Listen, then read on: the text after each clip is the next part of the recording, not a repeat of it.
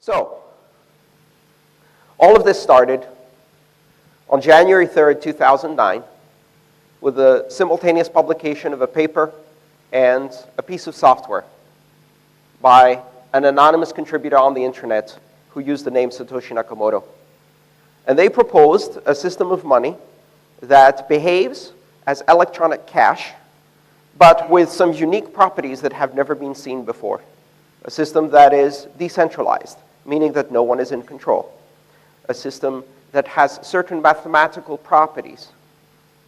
It enables a phenomenon called digital scarcity, meaning that you can have something that is simultaneously digital and yet rare.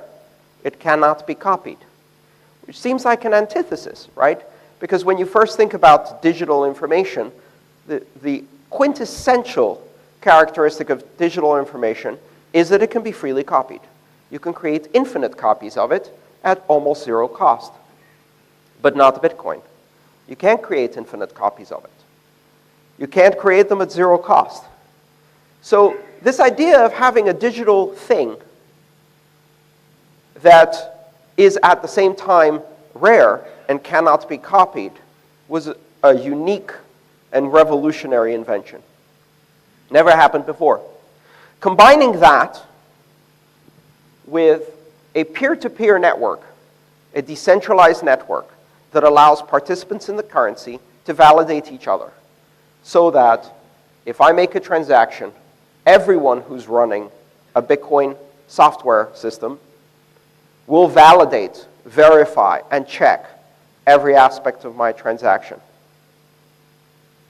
And finally, an open system for securing and sequencing transactions that ensures that no one can spend the same amount twice, solving a fundamental problem in distributed systems, providing an optimization for what is known as the Byzantine generals problem. It's a distributed systems class of problems.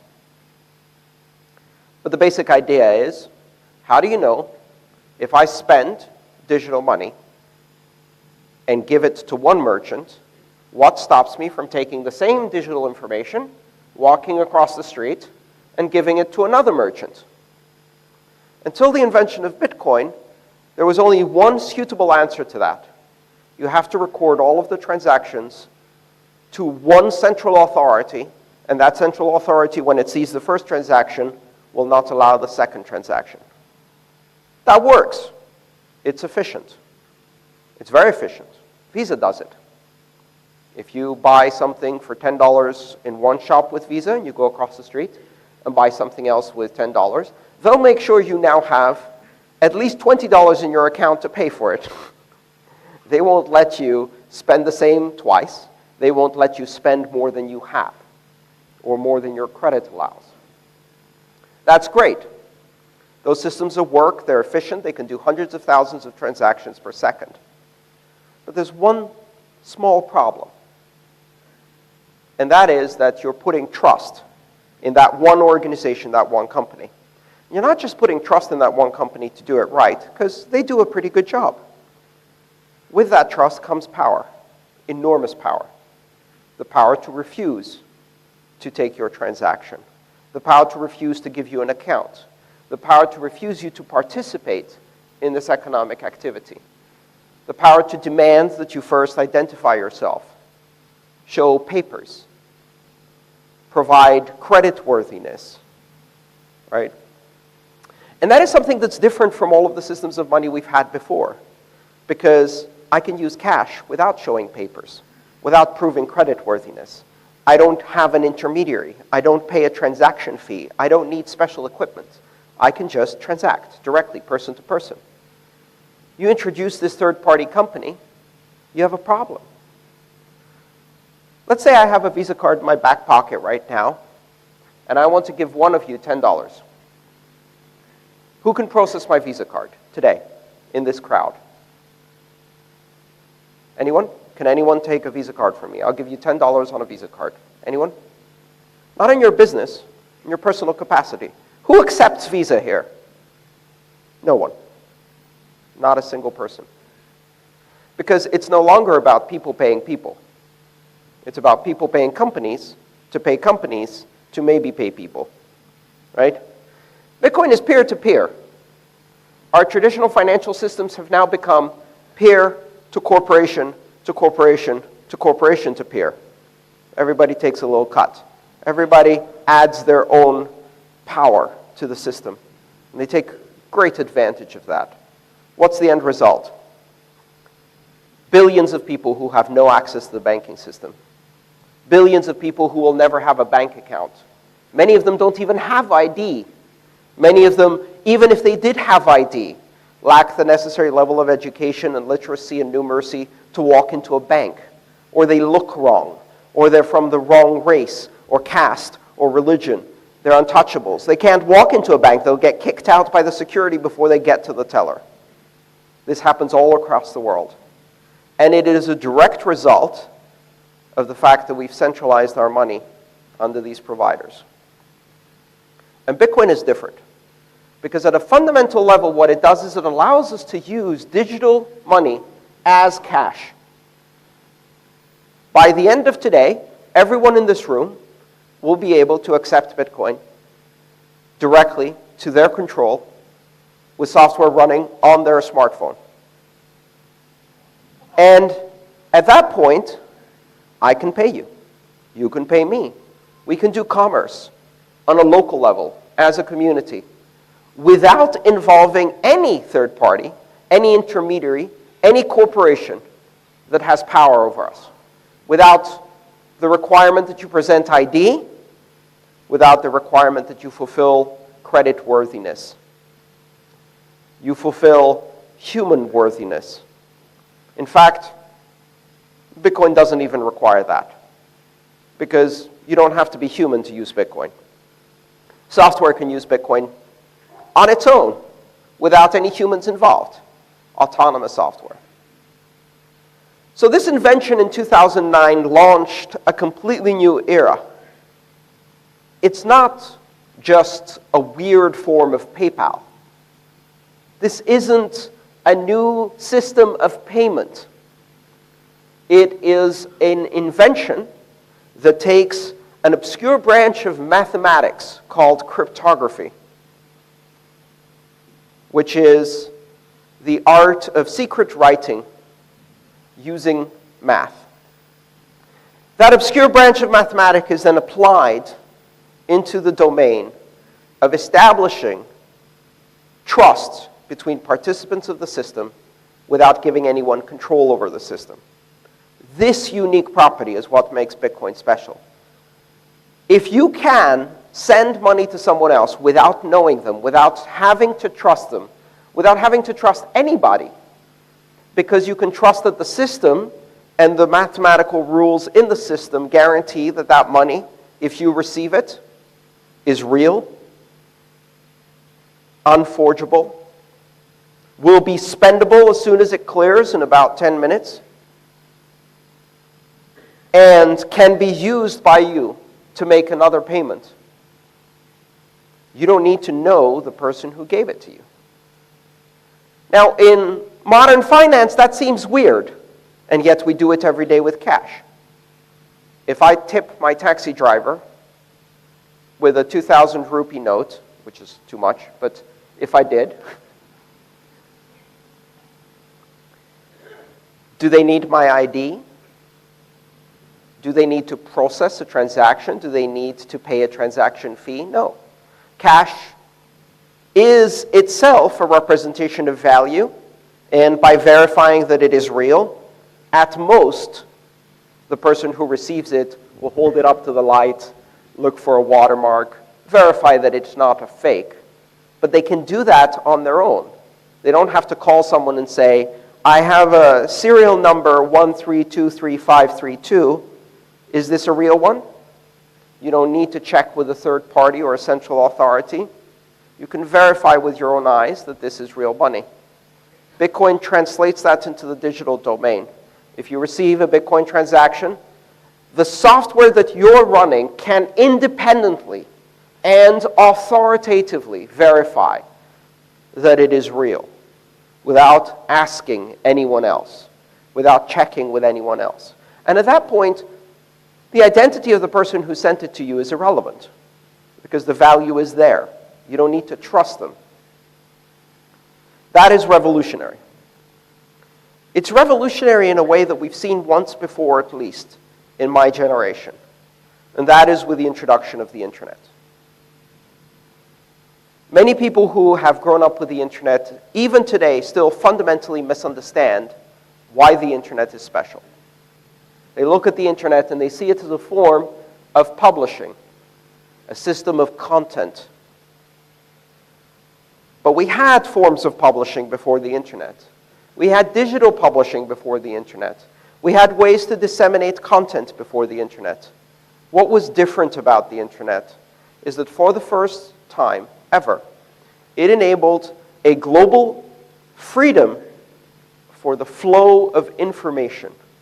It enabled the free flow of information everywhere on Earth to anyone who has the technical capability to connect to the internet. And as long as you have the technical capability to connect to the internet doesn't care who you are, how old you are, whether you're a human or a software agent, what race, religion, age, or gender you are. It gives you the power of the free flow of information without restriction. That is the magic of the internet. That is the transformational power of that technology, the free flow of information. And to many people, this is terrifying. The idea that anyone can say anything, anyone can read anything, anyone can speak about anything, without control, without a license, without a qualification, without a diploma, without a certificate, without identity, without censorship, is terrifying. For my generation and the generations that follow, it is not only liberating, it is normal. It is the way things have always been, and the way things should be. What Bitcoin does is it creates the exact same circumstances for the first time in the category of money. It enables the free flow of money and also the free flow of trust across the world to anyone, regardless, simply through their choice to participate by downloading an application. The free flow of money, the free flow of value, the free association of trust. That is what it's about. It's not an investment scheme. It's not a payment network. It's not a weird version of PayPal. It is the internet adding the free flow of money to the freedoms it already gives us. I guarantee you this is a terrifying idea to many. The idea that anyone can send money to anyone without asking, without permission, without control, without censorship, without ID, is terrifying. My generation finds it liberating. The generation after mine sees it as normal. They will never know a world in which you cannot send money anywhere to anyone. A world in which money only works Monday to Friday, 9 to 5. A world in which the privilege of having a bank account costs you a monthly fee for other people to store your money. A world in which some destinations are prohibited. A world in which, in order to open a bank account, you have to be 16. Which seems like a bizarre idea. Get ready for a world in which 6-year-olds have Bitcoin accounts and Bitcoin wallets. I've met them. They love the fact that they can now buy things on the internet. Parents will find that terrifying. They will see it as normal. And 10 years after they get their first Bitcoin wallet, they'll walk into a bank because grandma wants to give them a savings account. And they'll have a conversation with a banker that will seem as bizarre as if they're talking to an 18th century privateer. In order to open an account, they will need to present all kinds of documentation and paperwork, a process that will take an hour, after which they will have limited access for a very high fee during working hours only, Monday to Friday, 9 to 5, to an account that can only use one currency and only send to specific destinations, most of which are corporations, an account they can't use to send money to their friends or buy things over the internet. And they will look at that and say, my grandparents are crazy. Why would they use this? It's broken. It's almost as bizarre as when they asked me to send a fax. I don't understand. This is the world we've created now. This has happened. And the people who are afraid of this idea don't realize that once it's happened, it's happened. We now live in a new world. There are two ways we can adjust to it. We can pretend it's not happening, or we can accept it and adapt to the new world. We now live in a world where you can send value anywhere to anyone at any time without restriction. We can embrace that, or we can pretend it's not happening. In my previous talk, I used an analogy that I think worked quite well. If you turn on the news and the weatherman tells you that there will be a rainstorm this afternoon, and that doesn't suit your plans because you have a birthday party, you can turn off the news. If you're powerful, you can call the news station and complain. If you're really powerful, maybe you can get the weather person fired. It's still going to rain.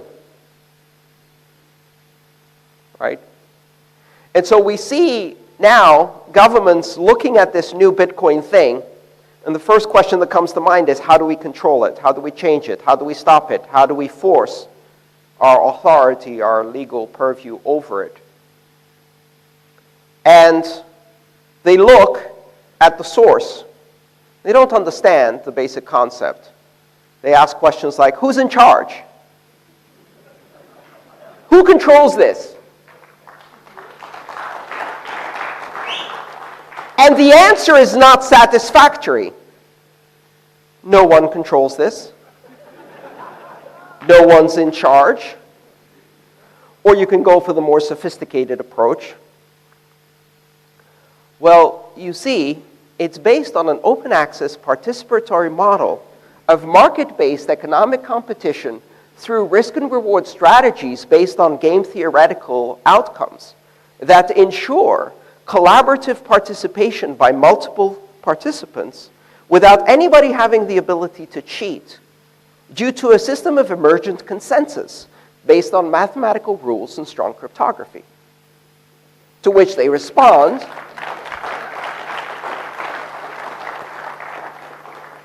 yes, yes, but who's in charge?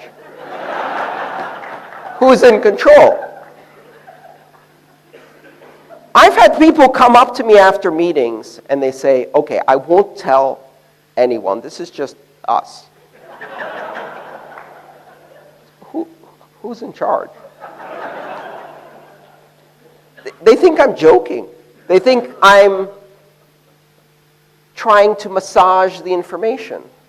Because it is really a bizarre concept to say, here is a system of trust without authority, a system of trust without a center, a system of trust without hierarchy, a system of trust without control. Why?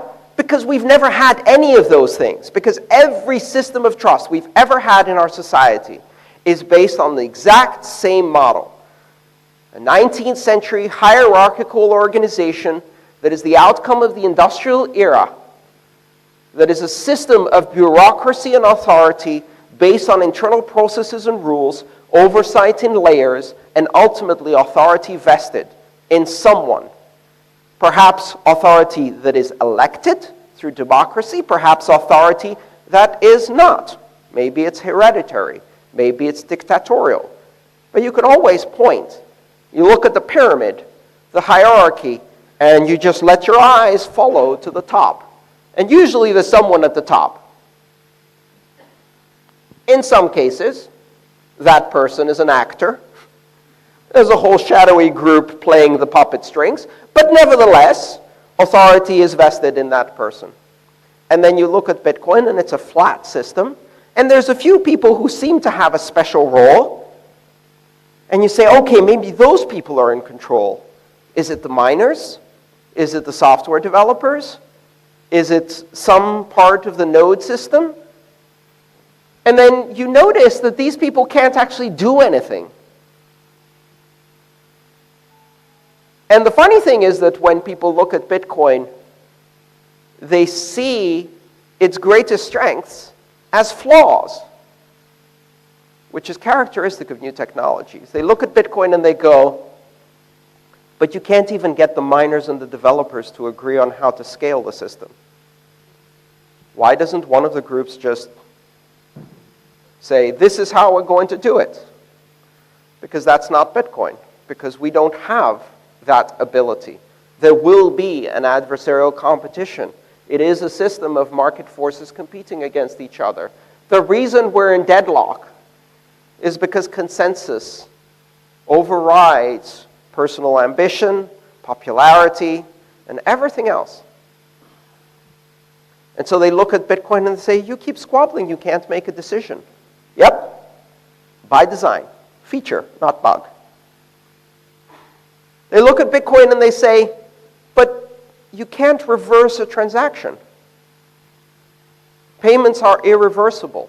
And they say, that's a problem, that's a bug. How can you do that? What if something goes wrong? Who do I call to reverse the transaction? Feature, not bug. Bitcoin guarantees execution of the scripts you put into it. Now, if you put the script that says, hey, Sandeep, here's 1 Bitcoin, I hope you send me that TV I ordered, that's the script that's going to be irreversible and guaranteed by the network. Not a very good script, because Sandeep may not send the television. And there's no one who can make that Bitcoin come back to you other than Sandeep once you've sent it. Yeah?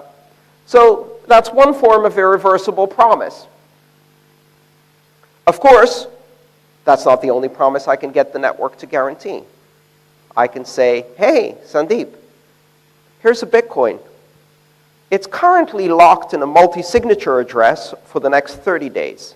After 30 days, if there's no dispute, it will automatically transfer to you, but upon verification by a third party who I've chosen to elect, this trustworthy party or that trustworthy party. I can introduce third parties if I want to. I just don't have to. I can introduce reversibility if I want to. But if I write that script is irreversible. And I can choose who my escrow agent is. And I can choose who does dispute resolution. So I can take the very core feature of irreversibility and I can apply it and soften that promise and make it consumer protection through programmable money. It's a feature, not a bug. Bitcoin is this strange being. It really is. It violates everything we think we know about money. And it forces us to consider whether we actually understood money in the first place. So do you remember when you were in school and you did that class about basic economics and money? No? You neither? We didn't do it either. You'd think that one of the world's most ancient technologies, one of the resounding artifacts of human civilization, currency, the system of trade that is the basis and dominates our lives in many ways, would be an important topic at school. Not one day. Maybe in some places you get a brief course in home economics or in history or something like that that gives you this vague idea about money that you really don't understand. Most of us cannot hold a 15-minute conversation with a 6-year-old about money because the 6-year-old has good questions and we have no answers. How does money work, Mommy? Well, the correct answer is, I have not a freaking clue, kid. I think it's something to do with the allocation of special drawing rights through the International Monetary Fund and World Bank In a free-floating system of market exchange currencies that compete through trade balances across an international spectrum of inflation-adjusted exchange rates that then can be used to create local debt that is issued by the Treasury in return for currency that is printed by the central bank, distributed to the banks that leverage it through a system of partial reserve leverage of approximately 10 to 1, and distribute it into the economy, creating either inflationary or deflationary effects, allowing us all to experience the velocity of trade through the exchange of an abstract token that represents the promise of future value depreciated by the rate of inflation and adjusted for the return on investment.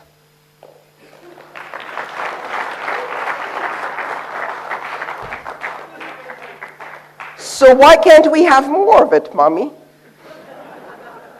Why can't we just give everybody more of it? That conversation doesn't go that way. It usually goes, eat your breakfast, go to bed, clean your room.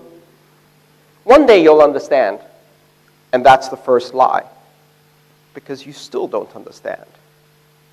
You ask the average person on the street, what gives value to money? Why does money have value? They have no idea. They have a theory. They have a fairy tale. They have a story.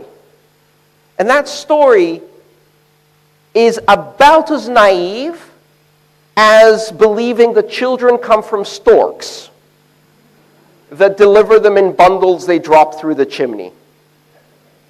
It is about as solid as Santa Claus.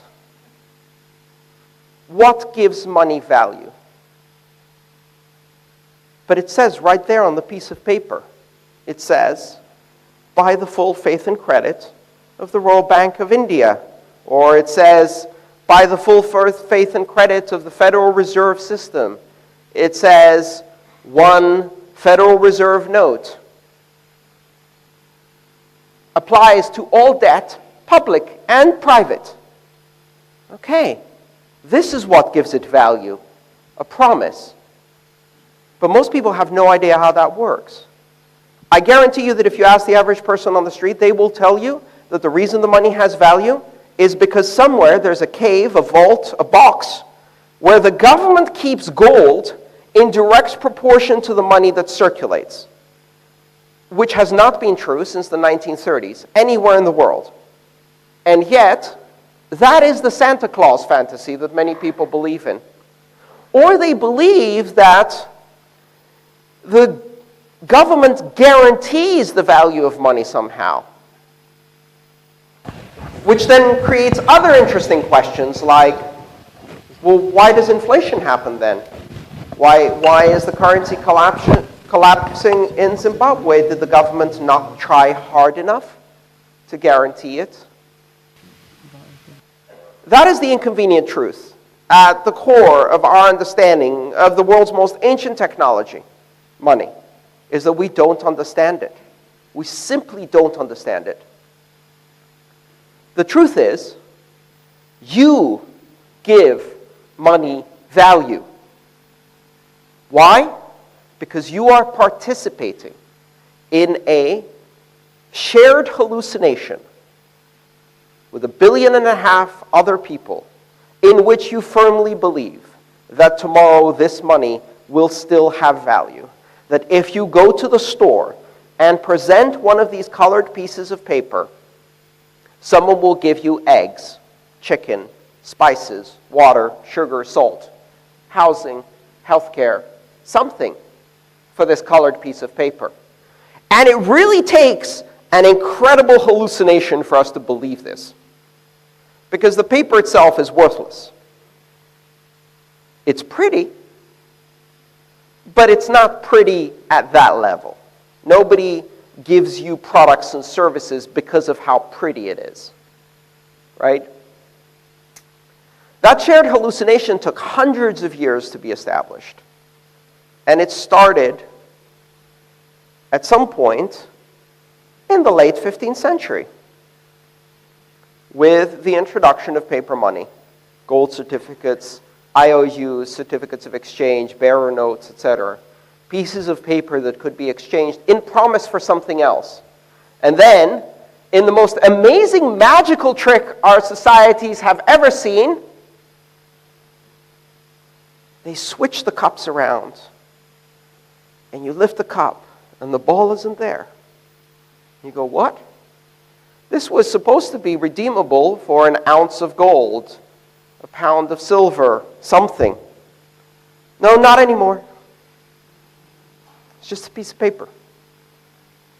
What gives it value is your belief that tomorrow if you go to the store, you can buy something. And the moment that belief suffers a crack, it shatters. And you have very big problems. I mean, imagine some crazy scenario where the promise, the full faith and credit, one day turns into an announcement that as of 4 hours from now, these two pieces of colored paper have zero value. I mean, that couldn't possibly happen. But here's the interesting thing. If the value was based on the promise, and that promise is broken, and the people who gave that promise just told you, this now has value 0 in 4 hours, what is the value of that piece of paper? 0, right? But that's not what happened. It's not what happened at all. For months after that announcement was made, yes, the paper was valued less, 10% less, 15% less, 20% less, but it still had value. Even though the people who made the promise told you it was 0, you could exchange it for 80% of face value in one of the many available locations where corruption no longer exists and you can't exchange money, you know, all of that story. Unless, of course, you're connected and wealthy enough to afford the 20% depreciation. But it only depreciated by 20%, maximum. I bet you could still find some in circulation today. And I bet they still don't have value of 0. In fact, in the history of currencies, we rarely find any currency that goes to 0. I can go to Rome in Italy,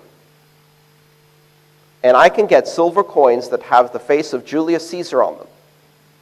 Coins that have not been in circulation for almost 1,000 years, and yet their value is not 0. In fact, their value exceeds their worth in silver. They're still a tradable abstraction of value. The reason your money did not go to 0 was because its value was not the promise. It's because its value was that illusion. And that illusion was shaken, but not destroyed. Because you start panicking at first. You're like, this has 0 value.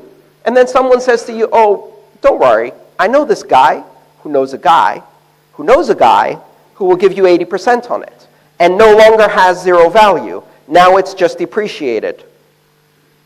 Because you give it value through your use. Because you give it value by believing in that promise. But in order for that promise to hold, it has to have some other characteristics. It has to be unforgeable. If it can be forged, then you have an emerging phenomenon that in economics is called Gresham's law, where bad money chases out good money. Where if you get your hands on the good money, you do not spend it. You stuff it under the mattress. Sound familiar? Happened here. If you had an old note and a new note, there is no way you're spending the new note until you get rid of all of the old notes. So all the new notes disappear from circulation immediately. Their velocity goes to 0. And people trade the old note. But if they trade the old note, it's in circulation. And the longer it remains in circulation, the longer people hold on to it and hoard the new ones. Gresham's law in action. I did not believe I would see that in my lifetime. Thank you, India. for validating my economics professor by demonstrating Gresham's law in a 1.5 billion person laboratory. Sucked. Painful, but nevertheless, very interesting economics. Money has to be unforgeable. Money has to be portable, right? Why did you not pay with gold at the door? I'm sure they'd accept gold. I certainly would, right? The reason you don't pay with gold is because gold sucks as money. And the primary reason it sucks as money is because it's heavy. It's very, very heavy. For the value that it contains, its weight is unrealistically heavy. You can't make it lighter. Its density is fixed. Gold sucks as currency because it's not portable. At the moment, other currencies have a similar situation. Zimbabwe's money sucks as currency because it's not portable. Because to buy a cup of coffee, you need a wheelbarrow of cash. I remember watching the BBC interview where they asked the farmer, "Aren't you worried that someone will steal your money?" And they said, "No, I'm worried that someone will steal my wheelbarrow." Because it's worth more than the money in it. Bad money chases good money out. It has to be unforgeable. It has to be portable. It has to be universally recognizable. You need to be able to validate yourself that this is real money. You have to be able to independently verify, right? It has to be able to be used as a unit of account. You need to be able to count things in it. One of the reasons barter is not working, one of the reasons barter is not a suitable form of economic activity at any scale more than the extremely local, is because of the burden it puts on pricing. Yes, I can give you chicken for a goat, and I can give the hairdresser chicken for a haircut, and I can give the water carrier chicken for liters of water, right? Barter, on a theoretical level, is effective. The problem with barter is that now I have to track the exchange rate of haircuts in units of chicken, of goats in units of chicken, and of water in units of chicken. Meanwhile, the hairdresser has to track the price of a haircut in chicken, goats, rice, sugar, salt, water, accounting services, etc., etc. The problem with barter is that we have to track every price exchange rate for every unit of value that we are exchanging in the form of a commodity. The whole point of money is that you only have to track everything back to the one thing that has no value, the thing you can't eat, the thing you can't use to cut your hair with. Because it isn't the value. It is the token of value. It is the representation of value. So it has to be unforgeable, it has to be portable, it has to be useful as a unit of account. And then come the difficult ones. It has to be rare. You can't use seashells as currency if you live on a beach. And yet people use seashells as currency in the mountains. We find archaeological dig sites where people, ancient people, used seashells as currency, never on a beach, always in a mountain, because they're rare. And they use crystals and quartz and minerals on the beach, because they come from the mountain. As long as it doesn't exist where you are, it's a great form of money. And that's one of the big problems we have with our money systems today. Because I have bad news for you. The rupee is not rare. It has no limit. It can be created in infinite quantity. It can be created in infinite quantity just like the dollar, the euro, the yen, and all other monies. These can be created in infinite quantity. And worse, the power to decide how much of that to create is vested in the people who have a direct conflict of interest. Because if you are a debtor, then you want the money to be worth less so that you have to repay less. If you are a saver, you want the money to be worth more so that you can earn more on it. If you give the government, that is the biggest debtor of all, the decision of how much the money will be worth, they will print an infinity of money in order to make sure it's worth nothing. And in the process, they transfer wealth from savers to debtors. And in a culture of savers, that's a terrifying thought. You have to explain it to people in a very calm way. So we say little nifty tricks. We tell people, there's a rate of inflation that will not exceed 2 or 2.2% per year. Sounds innocuous. 2%. What's 2%? I don't even know what 2% is. I didn't pay attention in school. It has something to do with hundreds and division. I was never good at division. 2%. What does that do? If you tell people the rate of inflation is 2%, they go, 2%, 10%, 5%. I don't really understand that. Let's rephrase that. In 10 years, half your money will be gone. Holy shit! Now that I understand.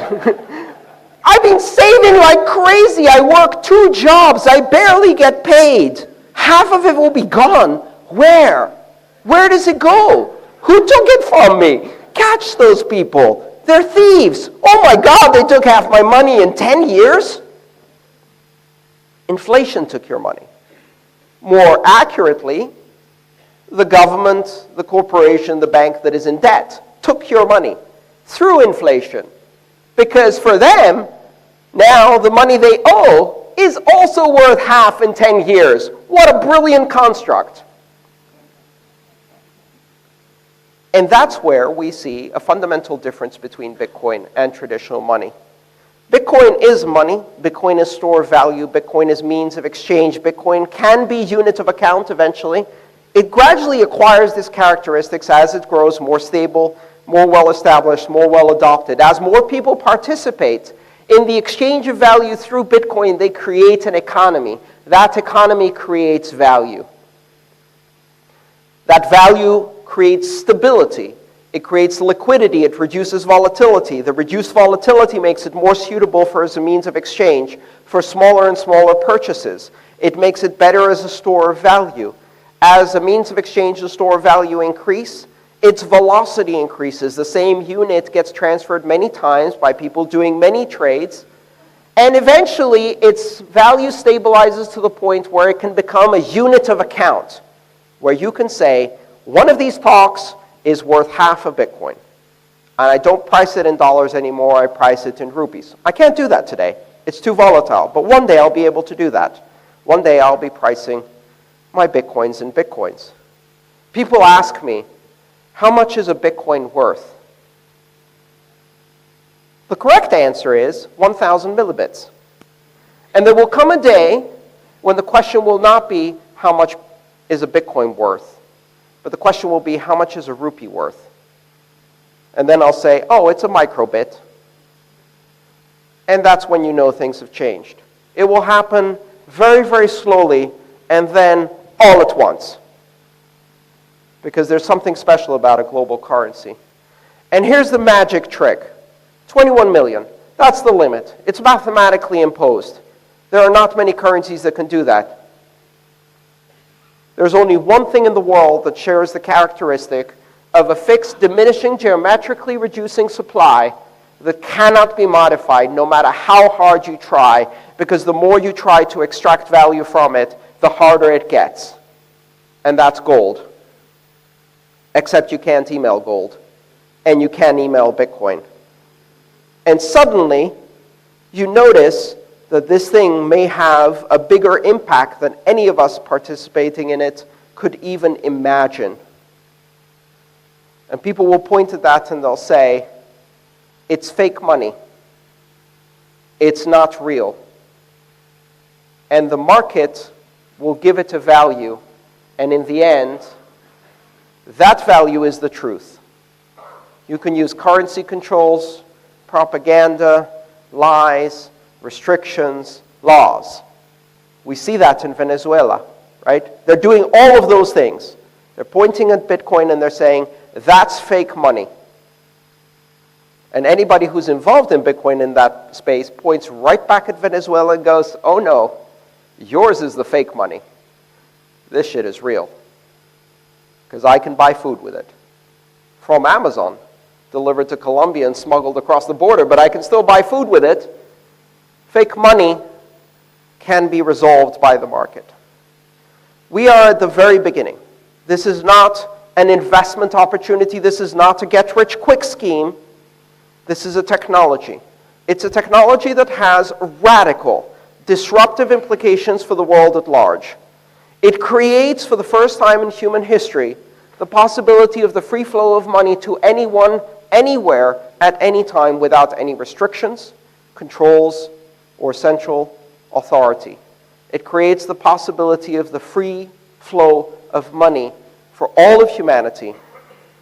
And that technology is going to be difficult to use. It's going to be weird. It's going to have attacks. It's going to have hacks. It's going to have failures, just like the internet, which used to go down all the time in various parts. And some of the companies that are in the space will not exist 10 years from now. That also happened with the internet. In 2000, 90% of the companies in the space were wiped out in a single stock market washout. But the internet didn't go anywhere.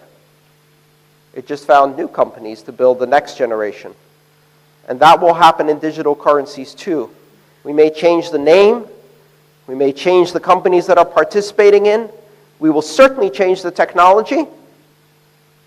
And in the end, digital currency will happen, has happened, and will be a fundamental part of the future of humanity. And absolutely nothing can stop that from happening because it already did.